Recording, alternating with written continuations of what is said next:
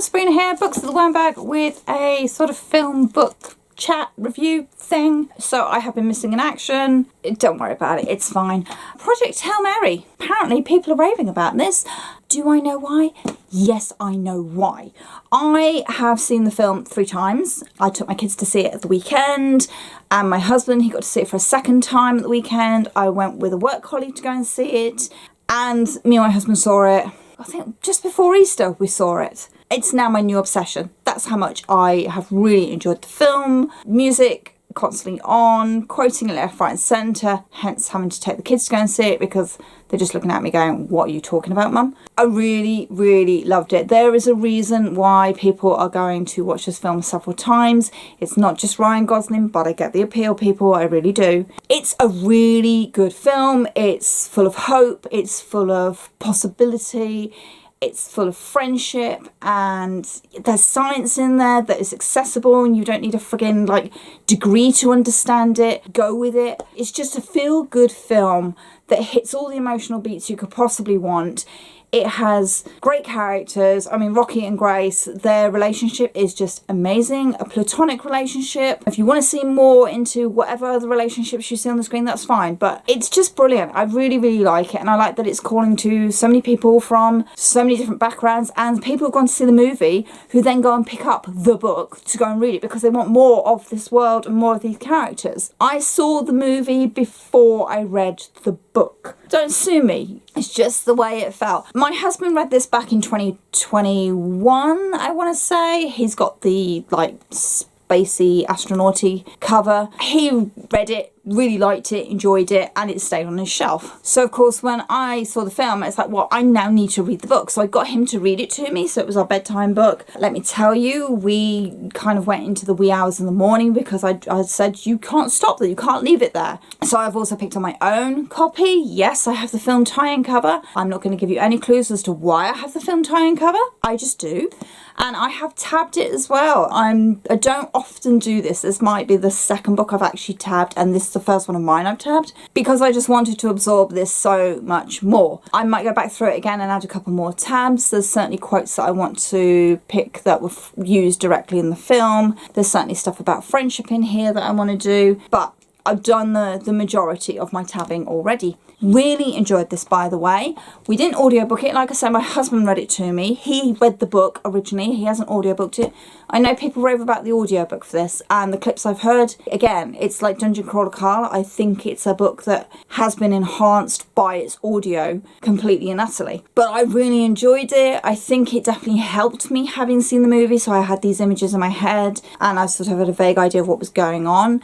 And I appreciate the changes that the movie made, that they made the Hail Mary a bigger ship, so Ryan had space to go and muck around and play in. I like the way that they twist up some of the plot direction, so it doesn't necessarily happen strictly in the order that it happens in the book, but it's pretty damn close. And I like some of the things they added. I appreciate why they took some stuff out.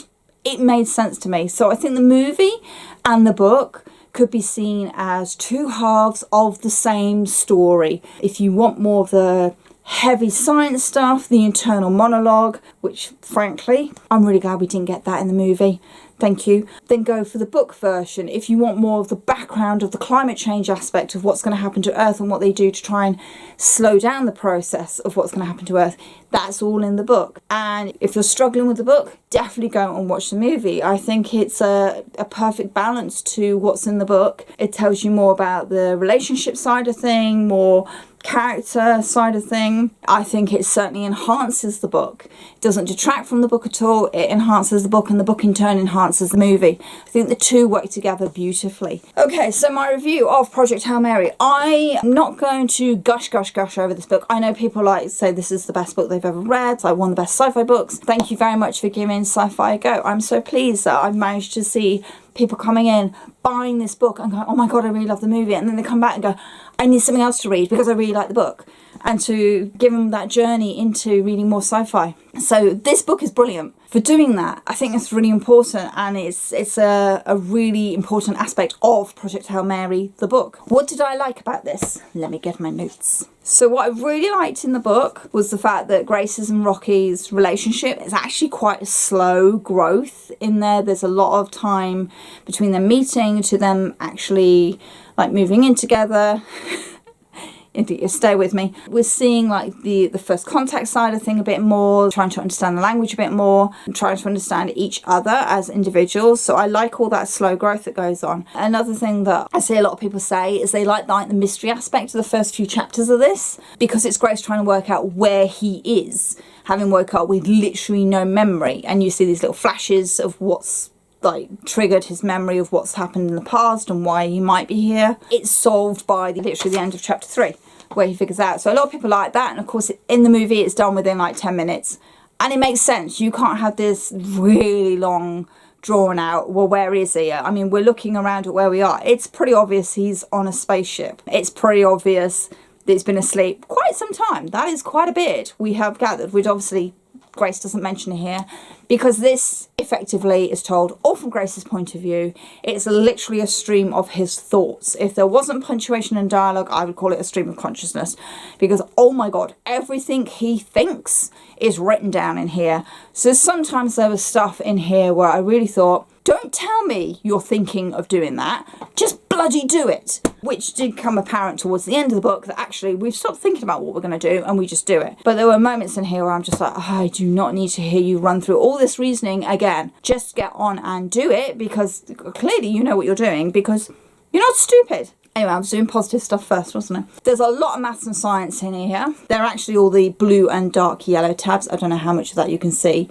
If you want closer pickies, they're on my Instagram. There's one point where I think there's 3 chapters and it's just solid tabbed science and maths. I did A-level physics. I did fail it, but I enjoyed it. I was rubbish at maths. I did pass my GCSE maths, but I was pretty rubbish at it. But I have to say, the way it's written, it is accessible. Some of it you kind of let wash over you, because it's talking about things that, let's face it, most of us at school did not come across. But I think if you are pop culture enough, you will recognise things like time dilation. Everybody's been banging on about Interstellar and what a wonderful job it did explaining time dilation. I have not seen Interstellar, but I understand time dilation because I've seen it in other sci-fi shows. So if you're in the pop culture like domain, there are some things sciencey that you will recognise in here and go, oh yeah, my brain can do that. But at no point did I ever think that the science and maths in here was like, now you're showing off. It was there for a reason. It gave us a clear understanding of how Grace's brain works as well, but also it just enhanced him figuring things out. Because of course, most of this book, Grace has no memory of who he is. So for him, he instinctively falls back on the maths and the science. Those are the things that come forefront to his memory first. That's like his hook into who am I. So it makes sense that these things are on the page frequently, but it's all broken down, or it's explained in a way that box standard reader like me could understand. So you don't need to panic about the science in this too much. What I did find really interesting is, big spoilers, there's a lot of things that go wrong towards the end of this book. So we have the collecting the life form in Adrian's atmosphere. That obviously goes wrong, which is in the movie, but then it's another thing and another thing and another thing and another thing which goes wrong until we get back to Rocky's ship. And we've got the Talmiba farms going on, which is all fully explained in the book as well. I mean, I don't have an issue with that, but there's a lot of dire things that happen, and it's like, if that had been put in the movie, it was bad enough that people were holding their breath for like 10 minutes in the time go fishing scene and the excessive centrifuge scene. No, that's 10 minutes of everybody holding their breath in the cinema. I'm not kidding. Like I said, I've seen it 3 times, and every single time I've seen it, it's silent. Absolute. I have not heard it ever that quiet in a cinema, not even for Endgame. And all 3 times it's like that, and I keep hearing that that's the moment everybody, that's 10 minutes. If they did all the bad things that kept happening in the last 10th of this book, people would be passing out from holding their breath or being so stressed, because some of the stuff that Grace and Rocky go through, it's like, my God, can they survive anything more? How many EVA walks does Grace need to do to fix something? How stressful is this got to be? So the last bit of this book is actually really, really stressful. Never mind, we have the food situation, which is mentioned here, because obviously when the Project Hail Mary was sent out, nobody was due to come back. It was going to be a suicide mission, so they'd spoken about how they were going to kill themselves. There's a whole chapter in here where Grace has to ask them all, how do you want to die? It's kind of like funny in a really terrible way, how funny it is to people talking about how they want to die on this mission. And I shouldn't even be laughing at this chapter, and you could feel the awkwardness. Grace is not comfortable, but it's like, I need this information. So in the book, he has not enough food to do a journey back to Earth, and he's on about, well, how do I not starve? And so there's a whole discussion that goes on, and obviously that has repercussions for when he goes and gets Rocky and gets to Erid, and that's all discussed in here, sorting out what Grace will eat, because he will literally die of starvation. The emotional beats all hit in here when Rocky goes, I've been here 46 years. That's like, huh? And as Rocky opens up to Grace, and it's really interesting, the relationship, Rocky is the first one to call Grace friend. It's very clear that Rocky is happy to have a companion to talk to, having been on his own for so long, but also he's much more trusting, much more willing to open up to, let's face it, a complete alien. And thank God he met one of the good ones, is all I'm going to say, because we all know how this normally works in a sci-fi film when a human meets an alien. It's one of the reasons why this is such a hope punk book and movie, because it doesn't go down that usual line of human meeting alien kind of thing. What did I not like? I've already said that Grace thinks literally everything in his head and writes it all down, and it's like, could you stop telling me, and please could you start showing me? I don't need to hear a running commentary of your thoughts hugely.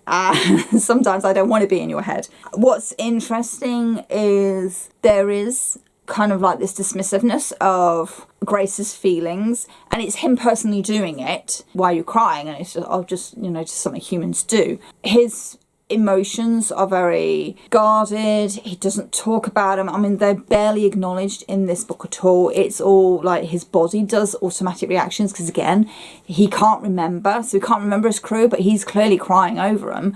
And I mentioned this to my husband, having seen the movie, and I go, he's crying over people he can't even remember. And he goes, well, it's Amy Pond crying over Rory, and she doesn't remember him, but clearly somewhere in her brain he's there. And it's like, oh, that's a really good example of it, thank you very much. His body's doing all the reactions that his brain can't consciously recall. We see him in the book and in the movie crying over his companions, but he kind of dismisses it in the book. He kind of I'm just going to go down with it, and I'm not going to acknowledge that that's the way I'm feeling. There's no discussion about how he feels about these big emotions that he's going through until really much later on, with Rocky being injured, and sort of you feel the desperation of Grace trying to help Rocky and save him, and then realise that he's nearly killed him and all that. It takes, ironically, an alien for this human to open up about his feelings, which is really kind of like sweet. It really does show that meet the right person and you can talk about yourself quite happily. That person doesn't have to be a human either. Now, I mentioned, again, this is very all over the place, I'm so sorry, but I mentioned at the beginning there are things that are in the book that are not in the movie, and one of the big things everybody was talking about is they wanted to see the nuking of Antarctica, and I'm like, why do we want to see this so badly? Yeah, there's a whole big scene in here about we're going to raise the methane levels to keep the Earth warm, so we're basically forcing global warming on a vast scale, and they, detonate part of the Antarctic and it melts into the sea and all that, and it's like, oh, Strat's like, well, we're going to have rising sea temperatures, and there's a whole other issue going on. And I saw someone actually talking about it, and it's like, what they don't mention is the acidification of the seas, which is going to cause a whole trail of issues for the food chain. And it's like, so it's quite interesting. Somebody else said, oh, they wanted the courtroom scene, and I'm like, Grace isn't in that. It's not written from his point of view. So it's like, hold on, this is actually a mistake chapter, because it's a third person scene in a book that is told through personal memories. So Grace is not there. It's not a personal memory. It's written in third person.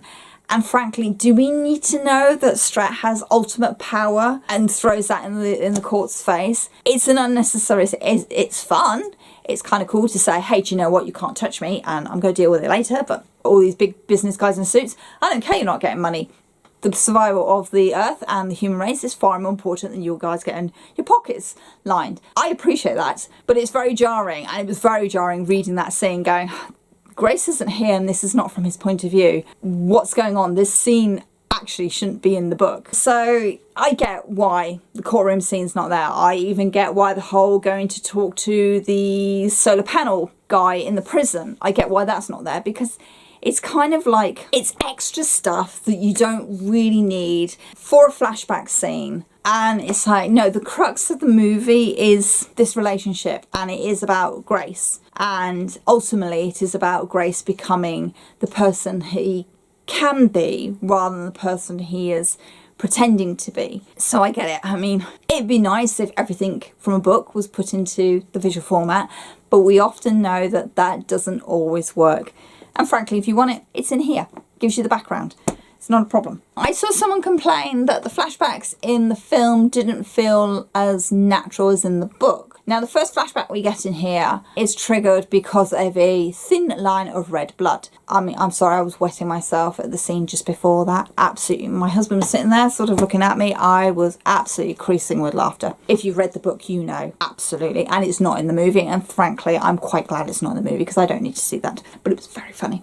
Anyway, so the first memory is triggered by this thin red line of blood, and that's the discussion of the Petrova line. What I liked in the movie is that these flashbacks, they come in the same order as in the book. So Grace gains his information, and it's as and when he needs it. So he's in space. Why am I in space? And so space is kind of like the trigger for the first flashback in the movie. And it's about the Petrova line. So that makes logical sense. And somebody said, you know, the flashbacks just seem to be inserted. And it's like, actually, though, for me, again, because I hadn't read the book first, so those flashbacks for me were like, something's triggered that. What triggered that in that scene? That triggered that. And it might be something really small or really insignificant, and it just triggers the memory. And what I really liked is that in the movie, the trigger for how Grace is sent into space is different. It's completely different, but it's Grace going into Rocky's ship, which is awesome and spectacular. And I love that we see inside Rocky's ship, because that doesn't happen in this one. And he's seeing the same panels that are inside the Project Hail Mary, and that triggers the memory of, we're going to send you up whether you like it or not. It's him seeing that motif that he already saw. It's like one of the first things he saw when he was staggering around trying to work out his own memories and being drunk as a skunk in the movie. But in here, it's a different trigger for why he's not gone back. And it's not, I didn't think it was an obvious trigger. The memories are coming back thick and fast as he is gaining gaps. But there's, to me, it felt like those flashbacks didn't really have full-blown triggers towards the end. Whereas in the movie, they kept with that whole, we're going to trip your memory just by a little thing, a little scene, or, you know, something lying on the floor, or a word, or just a moment. Again, I don't have issues with the film. I don't have issues with the book. I think they're both really great. And again, they will complement each other. If you want to know more, you read the book. If you're struggling with the book, you go watch the movie. I think this is a case of where actually it doesn't matter which one's better. They both work well together. And I think that's probably the best thing you could take away from this. Of course, Andy Weir has been doing the press tours and has heard a few things that people are like, what? Mostly that he doesn't write anything political in his book. I'm sorry, this is a book about climate change, about world orders coming together to save the whole of humanity. It's a book about two completely alien species coming together through friendship and science to save their two relative species. There's a hell of a lot of political in this. And I've come to the conclusion, Andy Weir is an older white man, he's older than me, who has had a life of privilege. So it's the classic, nothing's political if you don't feel it. He clearly doesn't feel anything personally, politically affecting him because he is in, let's face it, a position of privilege. So for him to say he doesn't write political books, that's because for him, he doesn't see it as political. Whereas for the rest of us, the fact that the whole of the human species comes together to save itself, that's pretty damn political. The fact that climate change is actually mentioned in this, and again, we're going to go back to the nuke in Antarctica scene. You know, the scientist who comes up with the idea is distraught that that's what they're going to do to save the planet based on his equations, because it goes against everything he believes in as a climate scientist. And I really like that Grace understands that, and that this poor chap is just, he can't believe that this is what they're going to have to do based on his workings in order to even stand a chance of surviving the next 30 years. This book is hugely political. I'm sorry, Andy, if you don't see it, but that's because maybe you're coming from a place of privilege. Needless to say, I love the book. I probably love the film a bit more, but then...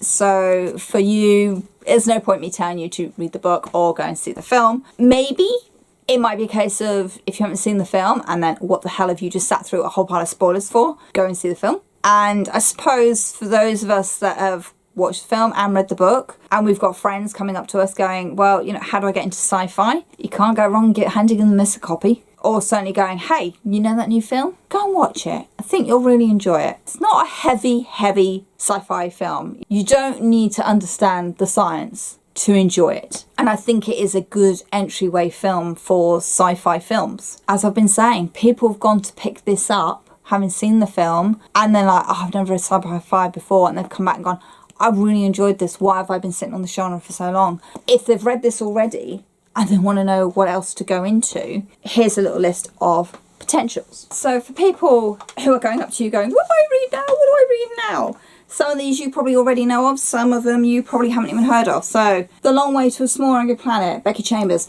Anything by Becky Chambers. I read her when she first came out. She is the epitome of hope punk in sci-fi. Please go and read her books. This is the first one she published. It's the Wayfarers series, and the title really is a clue as to what happens in this book, but it's really lovely. The Sound of Stars by Alicia Dow. This is a teen alien invasion story where a young girl who's trying to save as much art as possible from being destroyed by the aliens makes friends with one of the aliens. Really lovely. A nice little twist on the whole alien invasion storyline. The Last Gifts of the Universe by Riley August. This is a short novella, a very hopeful. Basically, the galaxies are being destroyed and these guys are out on a mission to try and find out how to stop it. Think Indiana Jones in space. Really lovely. The Wandering Earth by Mikey Please. This is basically Honey, I Shrunk the Kids meets the apocalypse. It is currently the first one. I'm hoping there's going to be a sequel to this. I really am. But I really enjoyed how humans can come together in this to survive and to look after each other. Really nice. Do You Dream of Terror 2 by Temi O. This is a space crew, goes up, it's got the next generation of space astronauts in there in order to go and colonise Terra 2. They're going to set a base up on there. Unfortunately, things do not go to plan, stuff goes down, and it's about humanity's will to survive. It's really good, love it. Temi O has also written other sci-fi books, and I think they're an author very worth checking out. Frontier by Grace Curtis. This gave me very much Firefly vibes. We follow a person as they go across an apocalyptic Earth, meet lots of different like towns and people and setups in order to find someone. I'm not going to spoil it any more than that. Please go into this one kind of not knowing very much and just go along the ride. This is lovely. Shroud by Adrian Tchaikovsky. I could have pulled out 3 or 4 of this guy's books. This is probably the more sci-fi-esque one that I would have given you. It's a group of humans who are trying to investigate an alien planet down below with the idea of using the resources on this planet, but the planet kind of has other ideas. It's really well written. It's a little bit nerve-wracking in places, but it's definitely one for those that want to explore sci-fi a little bit more and alien concepts. Also, anything spacey that Adrian Tchaikovsky has written, well worth reading. And Recursion by Blake Crouch. I read this quite a while ago, so this has something to do, let me remember, with time travel. It's been that long since I've read this one. I remember really enjoying this, but also it has the element of hope that humanity can learn from its mistakes and can do better. I remember walking away from this one feeling quite good. That's just a few. There are plenty of people who've done lists of books to read after reading or watching Project Hail Mary. There are lists of Hope Core sci-fi books out there. These are just some that I could pull off my shelf and show you. There are so many others though. And if you're just starting your sci-fi journey, hey, welcome to the genre. I think that's enough rambling from me. So there we go. I don't need to ask if you've seen Project Hail Mary or if you've read the book, because you wouldn't have got to the end of this if you hadn't. Leave your thoughts down below. Favourite scenes, favourite quotes. Just go for it. Thank you very much for watching, and as always, happy reading. Bye!